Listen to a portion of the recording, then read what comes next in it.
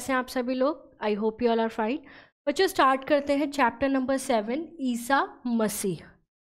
ईसा मसीह सभी ने सुना होगा। ईसा मसीह जो है क्रिश्चियंस के जो है गॉड होते हैं। तो चलिए स्टार्ट करते हैं। एक अनाथ स्त्री थी, उससे एक पाप हो गया था, इसलिए लोग उसे पकड़कर धर्मगुरु के पास ले गए थे। धर्मगुरु ने उस स्त्री को मृत्यु दंड देने की घोषणा की और क्रोध में या कुद्र लोग जो है पत्थर उठाकर उसे मारने की तैयारी करने लगे। भयभीत स्त्री भूमि पर गिर गई और रोने लगी। तो हुआ क्या, एक अनाथ स्त्री थी, उसका कोई नहीं था आगे पीछे।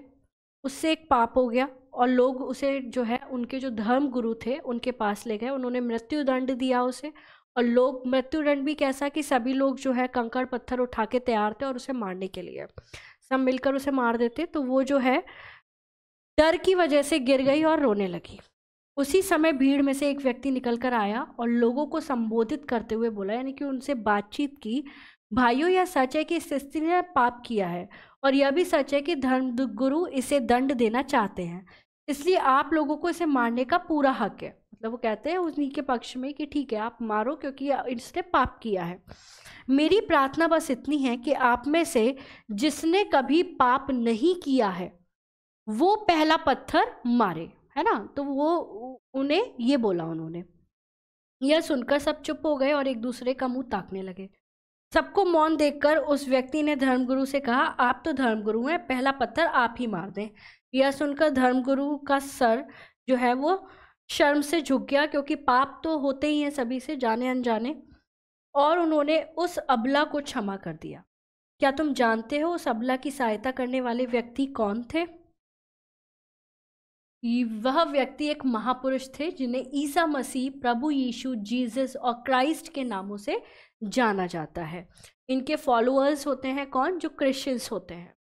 ईसा मसीह का जन्म बेथलेहम के एक साधारण यहूदी परिवार में हुआ था। उनकी माता का नाम मरियम था। उनके जन्म लेते ही किसी ने यह भविष्यवाणी की कि वह बड़े होकर यहूदियों के राजा बनेंगे। यहूदियों के राजा हेरोद ने जब यह बात सुनी तो वो नाराज हो गया। उसने आदेश दिया कि मरियम के पुत्र को मार डाला जाए, लेकिन खबर सुनते ही मरियम बेथलेहम छोड़कर पुत्र के साथ नाजरेत नगर में जा बसी। ईसा मसीह का बचपन नाजरेत नगर में बीता। वे बचपन से ही बड़े बुद्धिमान और दयालु थे। बड़े होकर वे जंगल में चले गए। वहां से 40 दिनों के बाद ईश्वरीय संदेश लेकर लौटे। उन्होंने अपने आदेश में कहा, बुराई करने वाले को बुराई से नहीं भलाई से जीतो। सत्य की हमेशा जीत होती है। भलाई और सत्य दोनों ईश्वरत्व के प्रतीक हैं, यानी कि जो ईश्वर की वाणी है उसके प्रतीक है, उनके चिन्ह।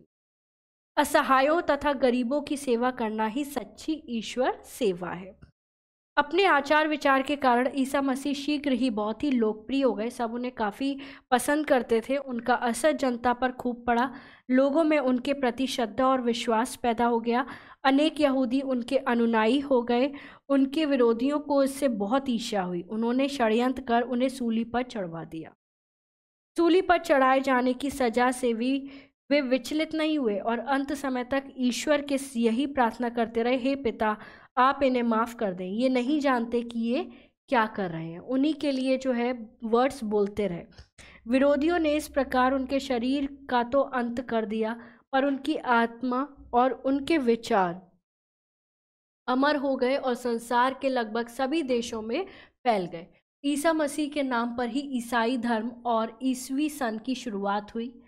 लगभग 2000 वर्ष के बाद आज सारा संसार उस महापुरुष को आदर से याद कर। तो ये है बच्चों ईसा मसीह के बारे में। अब मिलेंगे नेक्स्ट चैप्टर में। Thank you so much.